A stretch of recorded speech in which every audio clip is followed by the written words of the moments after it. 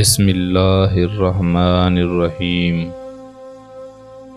خاوند کا اعتماد حاصل کریں، خاوند کو محبت سے تسخیر کریں، لگائی بجھائی اور سنی سنائی باتوں سے پرہیز کریں، بچوں کی تربیت کا خیال رکھیں، خاوند کے قرابت داروں سے اچھا سلوک کریں، رشتہ داروں کے ہاں صلہ رحمی کی نیت سے جائیں اور پردے کا لحاظ رکھیں، خاوند کو پریشانی کے وقت تسلی دیں،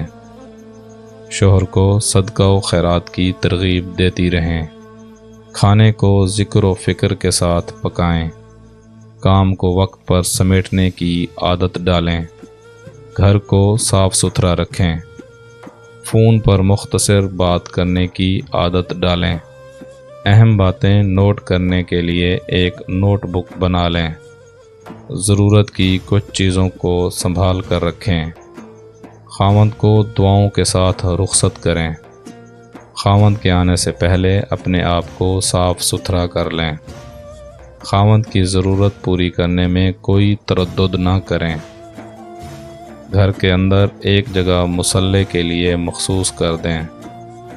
اپنے دل کا غم فقط اللہ کے آگے بیان کریں،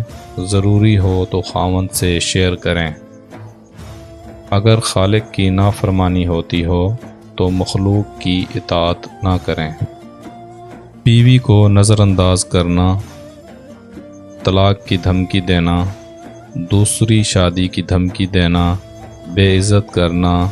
وقت نہ دینا، بیوی کے لیے پابندی، اپنے لیے آزادی، ہر بات میں نکتہ چینی کی عادت، تیسرے بندے کی خاطر بیوی سے جھگڑا، بیجا الزام لگانا، بیوی کے ارکاب سے بے اعتنائی،